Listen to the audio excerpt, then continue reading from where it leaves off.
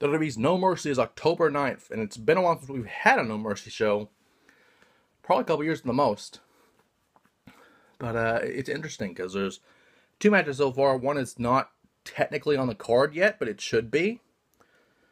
Because last night on SmackDown, we had a new number one contender for the Women's Championship in Alexa Bliss. She won a fatal five-way with the rest of the roster to become the number one contender and face Becky Lynch. Hopefully at No Mercy. We don't know exactly. That's going to be No Mercy. It would make sense to have it on No Mercy, but I don't know. You have a while before the championship match takes place. You have half a month almost. So it could happen on SmackDown. Could happen on No Mercy. We don't know. But if it does happen on No Mercy, I feel like Alexa Bliss will become the champion.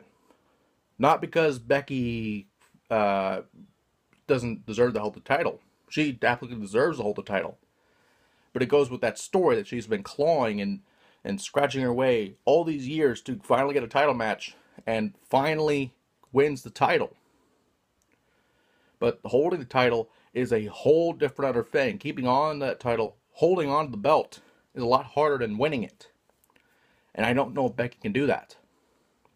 And finally, we have the WWE World Championship, as it's called, or just the WWE Championship, as AJ Styles defends against the returning John Cena and the former champion Dean Ambrose in a triple threat match. And it's interesting to me that they would do this, because I wouldn't think Cena would be back for a while. At least maybe not until Survivor Series or something, because isn't he filming American Grit or something like that? But they addressed that in the promo last night.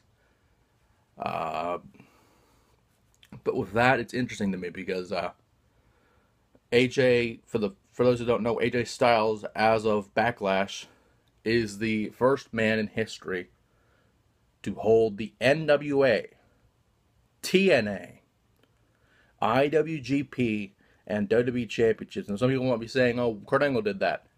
Well, technically you're right. But in a way, he didn't. Because, for one, the IWGP title that he held was in Inoki's federation and not in New Japan. And they unified those belts within a month. Or at least a couple months, because Angle did have all the gold in TNA at that time, including the IWGP title.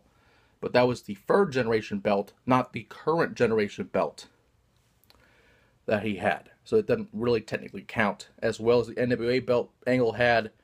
The NWA stripped Christian of the world title before that match happened. He won the belt.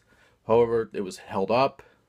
So it was held up in storyline and in real life because the NWA seceded from TNA, which meant the Dudley Boys also restricted the World Tag Team titles. So, it doesn't really count for Angle, unfortunately. As unfortunate as that is. But nonetheless, AJ Styles has made history. And with making history, you would think he'd hold the belt for a long time. And it pains me to say this.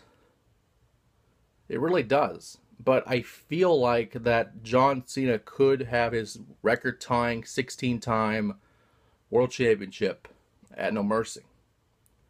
That might not happen. AJ might hold on to it for a year, maybe. We don't know what their direction is. But the fact is, the triple threat matches are a big disadvantage all the time for the champion going into the match. And if you want SmackDown to keep having momentum, you're going to have Cena one day have the belt. I'm not saying it will be No Mercy. We don't know. But I would rather have that happen to Cena than Roman Reigns ever getting close to 16 times. My opinion on Cena over the years has changed to his 16-time status over the years. It's been from I don't want it to happen to eventually it's going to happen. But the key is he has to break the records eventually. And I don't know if he'll do that. But I do know he could tie it. And that could happen on No Mercy, which is, at this moment, 25 days away. And if it can happen at this point, more matches will be made as the weeks come. So hopefully we'll find out if AJ really is the face that runs the place.